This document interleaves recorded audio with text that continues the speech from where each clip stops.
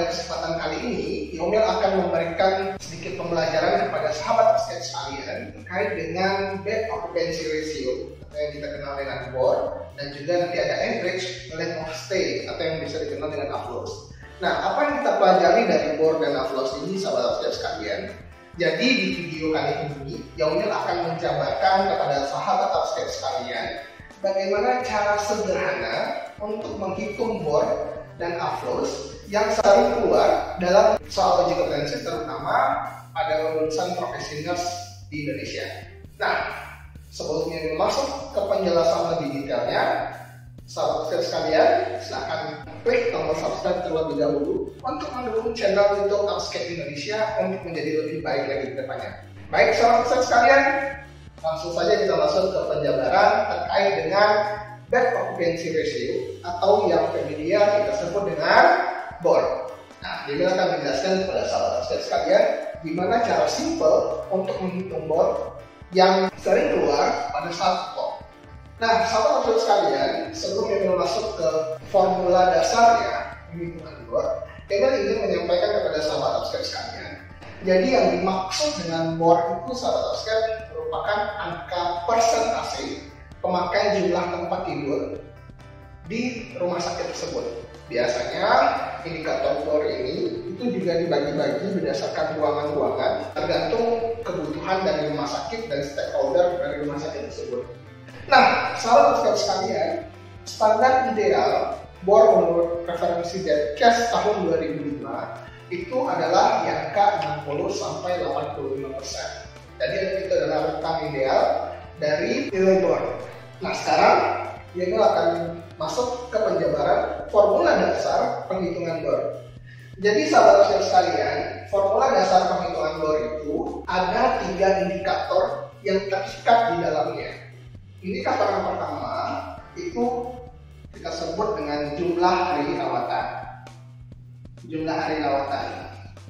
Seringkali dalam konteks hukum, jumlah hari rawatan ini itu juga disamakan dengan banyaknya jumlah pasien di periode tertentu, ya, jumlah pasien di periode tertentu,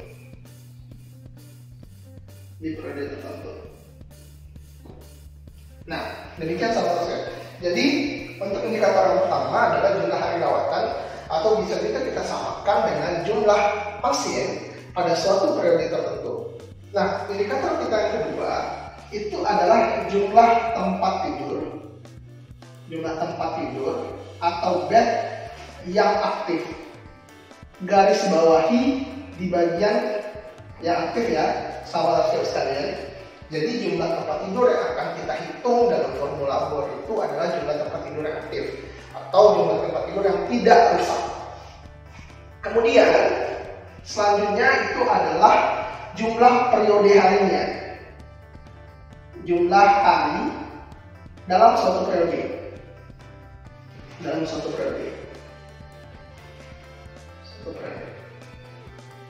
Nah, jumlah hari dalam satu periode. Nah, sahabat sekalian, maksud dari jumlah hari satu periode ini, jadi dalam penghitungan BOR itu biasanya rumah sakit memiliki standar-standar tersendiri. Ada yang menghitungnya sekali 2 bulan, ada yang sekali 1 bulan, ada yang sekali 2 minggu, dan lain sebagainya.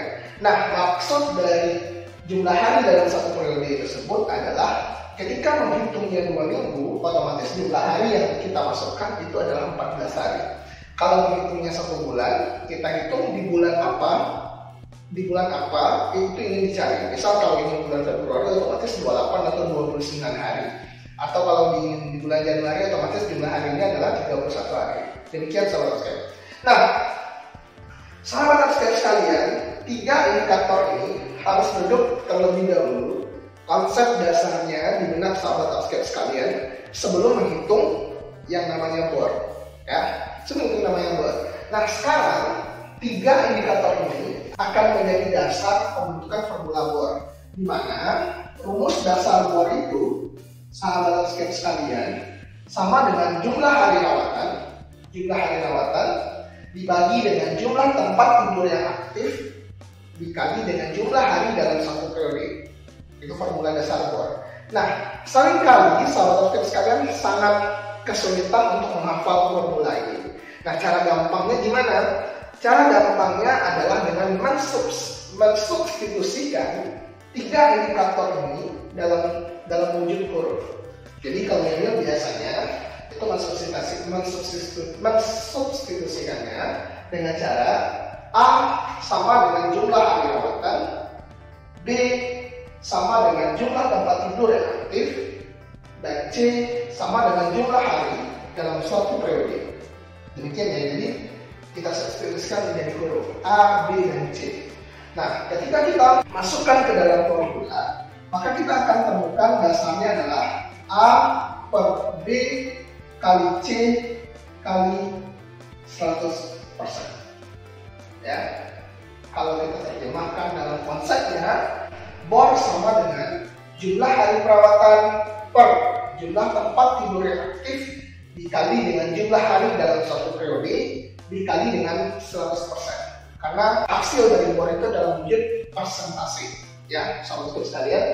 Jadi ini adalah dasar cara gampang untuk menghitung BOR atau bed occupancy ratio. Demikian sahabat sekalian. Silahkan diingat-ingat rumusnya. BOR sama dengan A per B kali C kali 100%. A sama dengan jumlah hari perawatan, B sama dengan jumlah tempat tidur yang aktif, dan C sama dengan jumlah hari dalam satu periode. Jadi kan sahabat sekalian untuk penjelasan terkait dengan BOR. Baik sahabat sekalian, kita sekarang masuk pada contoh soal kasus yang pertama.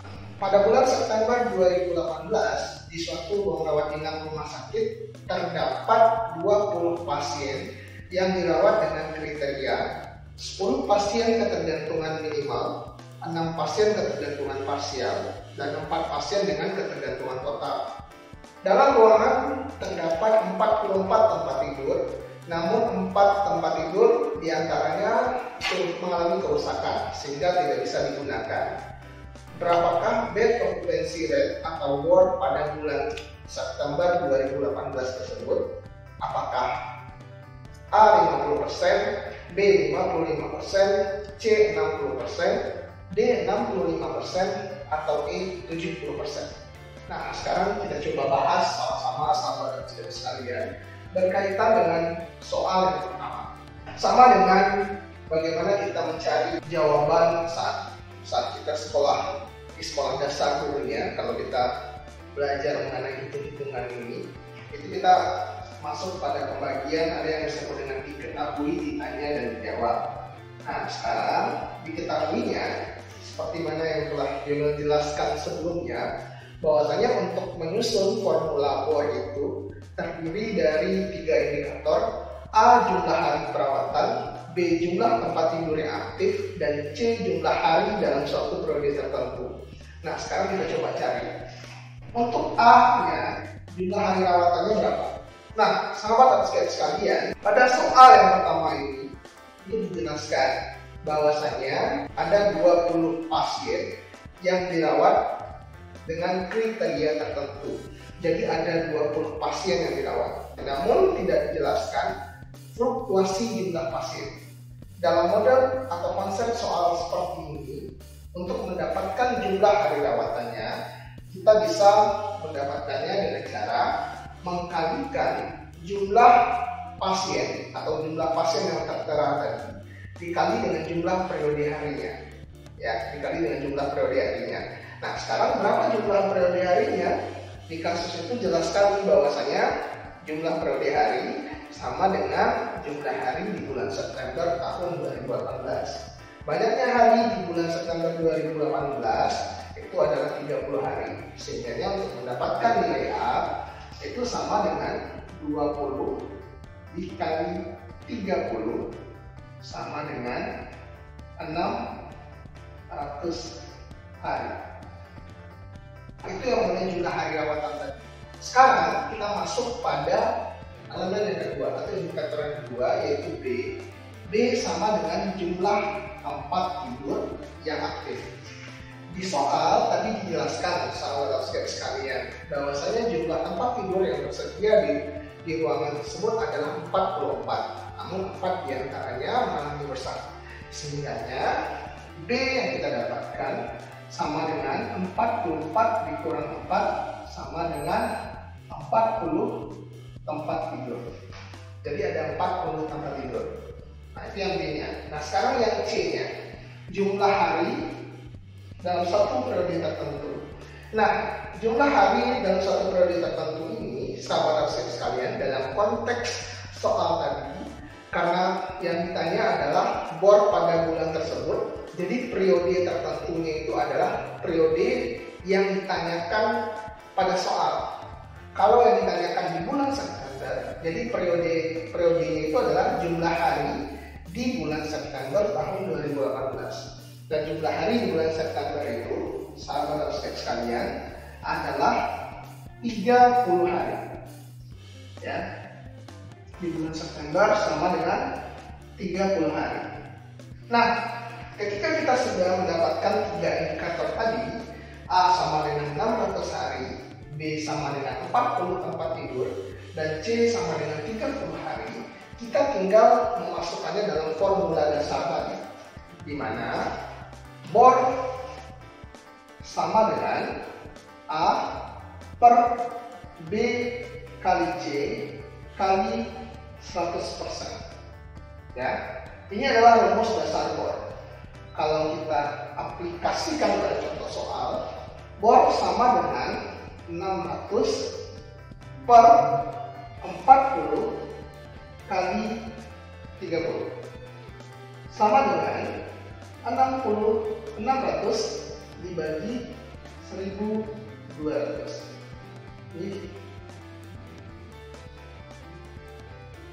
Ini tinggal dicoret dua nol sebelum angka awalnya, jadi 6 per 12 kali 100 sama dengan 50%. Ya. Jadi dari hasil hitungan soal kita yang pertama didapatkanlah angka bahwasanya bor yang kita dapatkan itu adalah 50%, di mana dari penghitungannya 600 dibagi 40 kali 30 kali 100%, sehingga didapatkan angka 50%. Demikian sahabat abstrak sekalian untuk pembahasan soal kita yang pertama. Kita masuk pada soal yang kedua. Pada bulan Oktober 2018, di bangsal penyakit dalam suatu rumah sakit, diketahui beberapa orang pasien yang dirawat. Di antaranya, tanggal 10 Oktober itu ada 75 orang, tanggal 11 Oktober itu ada 85 orang, tanggal 12 Oktober itu ada 80 orang, dan tanggal 13 Oktober itu ada 90 orang. Jumlah tempat tidur di rumah sakit tersebut itu ada 165 unit tempat tidur. Nah, yang ditanyakan, berapakah bed occupancy rate rumah sakit tersebut? Apakah A 50%, B 55%, C 60%, D 65%, dan E 70%. Nah, mari kita bahas sama-sama sahabat abstrak sekalian kasus soal yang kedua. Nah, sama dengan penjabaran yang sebelumnya, sahabat abstrak sekalian, trik untuk mengetahui nilai bor, kita harus mengetahui 3 elemen dari penghitungan bor itu sendiri. Sebagaimana yang sudah dijelaskan sebelumnya, kita masuk pada pencarian jumlah hari rawatan. Ini model soalnya berbeda dengan model soal yang tadi. Berbeda model soalnya sahabat abstrak sekalian. Ini pernah keluar satu kom, dan trik untuk model soal seperti ini, jumlah hari rawatannya itu sama dengan banyaknya pasien di suatu periode tertentu yang tertera pada kasus. Nah, pada kasus tadi menjelaskan secara rinci dalam 4 hari rawatan itu menjabarkan ada beberapa jumlah pasien di masing-masing harinya yang berbeda-beda. Nah, caranya kita untuk mendapatkan nilai A adalah menjumlahkan jumlah pasien per hari tersebut. Dalam 4 hari itu kita jumlahkan sehingga didapatkanlah angka A. Jadi untuk area sahabat abstrak sekalian itu sama dengan jumlah hari mulai dari tanggal 10 itu 75 orang.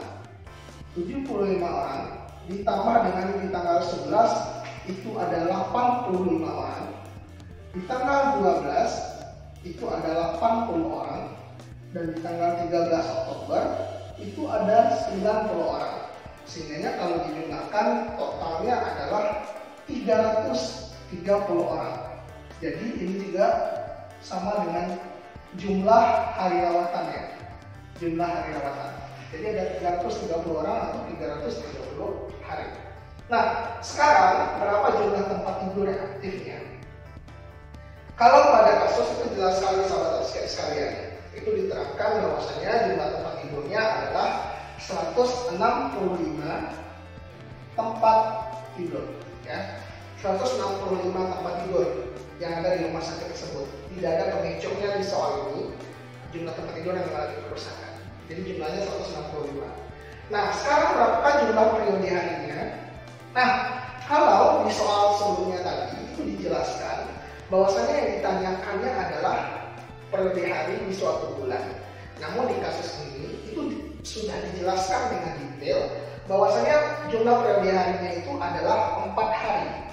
Tanggal 10, 11, 12, dan 13. Sehingga C-nya sama dengan 4 hari. Nah, sekarang seperti tadi kita tinggal memasukkan dalam rumusan penghitungan BOR.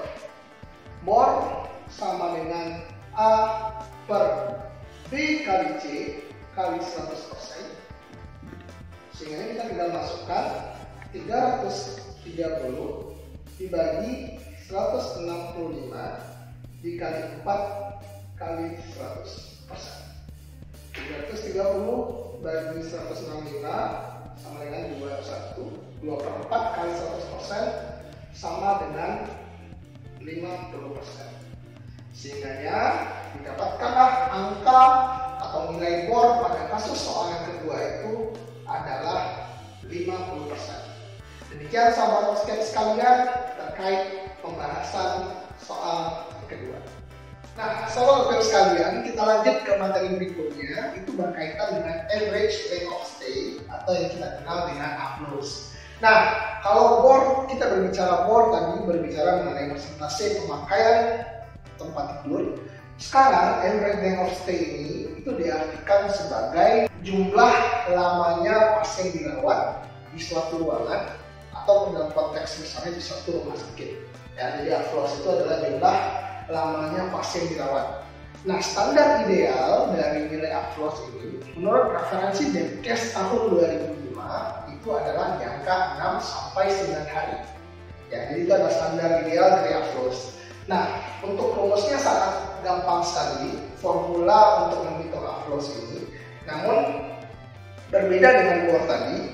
Kalau BOR kaitannya ada dengan jumlah tempat tidur dan juga jumlah periode hari. Kalau AFLOS ini itu sangat sederhana sekali. Jadi indikator dasar untuk menyusun formulanya itu cuma ada 2. Pertama itu adalah jumlah hari perawatan. Jumlah hari perawatan. Yang kedua adalah jumlah pasien yang keluar. Pasien yang keluar. Baik itu dalam kondisi hidup maupun dalam kondisi yang mati atau meninggal. Ya. Jadi ini adalah 2 indikator dasar penghitungan yang nantinya akan menjadi bahan untuk merumuskan AFLOS. Nah, sekarang untuk rumus dasarnya sama. Kalau sahabat basket ingin gampangnya itu saya sering sekali untuk menghafal rumusan AFLOS. Caranya tinggal kita substitusikan lagi jumlah hari rawatan, kita substitusikan dengan A, dan jumlah pasien yang keluar itu kita substitusikan dengan D. Sehingga untuk mencari AFLOS gampang sekali, karena AFLOS itu rumusnya cuma A per D. A sama dengan jumlah hari perawatan pasien atau jumlah pasien dalam suatu periode tertentu ya. Jadi kalau misalnya pasien dirawat 6 hari, maka yang dihitung itu adalah 6, bukan satu pasien ya. Dan juga yang D ini jumlah pasien yang keluar, baik itu dalam kondisi hidup maupun dalam kondisi yang meninggal. Sehingga rumus gampang AFLOS itu cuma A per D. Demikian sahabat sekalian terkait dengan cara simple untuk menghitung AFLOS atau average length of stay. Oke sahabat sekalian, kita lanjut ke soal berikutnya, soal yang ketiga terkait dengan AFLOS, average length of stay. Suatu rumah sakit memiliki kapasitas 275 unit tempat tidur. Pada hasil pengkajian di bulan September 2018, penghitungan selama 1 bulan, terdapat jumlah pasien keluar dalam kondisi hidup itu adalah 145 orang, dan jumlah pasien yang meninggal itu adalah 15 orang. Total hari rawatan pasien di ruangan tersebut adalah 960 hari. Berapakah average length of stay atau AFLOS rumah sakit pada bulan September di tahun 2018? Apakah A 6 hari, B 7 hari, C 8 hari, D 9 hari, atau E 10 hari? Nah, sahabat sekalian, terkait dengan penghitungan AFLOS seperti yang ini, itu sangat simpel sekali. AFLOS sama dengan A per D. Nah, apa itu A? A sama dengan jumlah hari perawatan, dan D sama dengan jumlah pasien yang keluar dari rumah sakit, baik itu dalam kondisi hidup maupun dalam kondisi meninggal. Nah, sekarang kita tinggal masukkan dua elemen tersebut dalam hitungan formula penghitungan AFLOS. Jadi AFLOS sama dengan A per D. Ya, ini rumus dasarnya. Nah, pada kasus tadi dijelaskan, diketahui jumlah hari perawatannya itu adalah 960 hari. Sudah jelas 960 hari. Dan di D-nya itu jumlah pasien yang keluar dalam kondisi hidup adalah 145 orang. Yang meninggal itu 15 orang. Sehingga totalnya yang jadi adalah 160 orang. Nah, untuk mendapatkan AFLOS, ya, jadi untuk mendapatkan AFLOS sama dengan A per D, tidak perlu dikali 100% karena hasilnya bukan persentase, sehingga didapatkanlah 900 per 160 per 160 sama dengan 6 hari. Jadi jawaban pada soal yang ketiga itu sangat sederhana sekali, jawabannya adalah opsi A 6 hari. Demikian sahabat sekalian terkait dengan pembahasan soal kita yang ketiga. Baik sahabat sekalian, demikian tadi penjabarannya Unil terkait dengan konsep dasar penghitungan BOR dan AFLOS dan bagaimana pengaplikasiannya dalam pembahasan soal yang berkaitan dengan cara menghitung BOR dan cara menghitung AFLOS. Terima kasih kepada sahabat sekalian yang telah menonton video pembelajaran ini. Jika ada masukan, kritik, dan saran yang berkaitan dengan video pembelajaran yang kami buat, silahkan ketik di kolom komentar sahabat sekalian, atau sahabat ingin kita membahas materi terkait apa, silahkan ketik di kolom komentar. Dan jangan lupa subscribe YouTube channel Upscape Indonesia ini untuk kita lebih baik terus ke depan. Demikian penjabaran dari Allah sahabat sekalian. Terima kasih banyak. Sampai jumpa lagi di lain kesempatan. Assalamualaikum warahmatullahi wabarakatuh.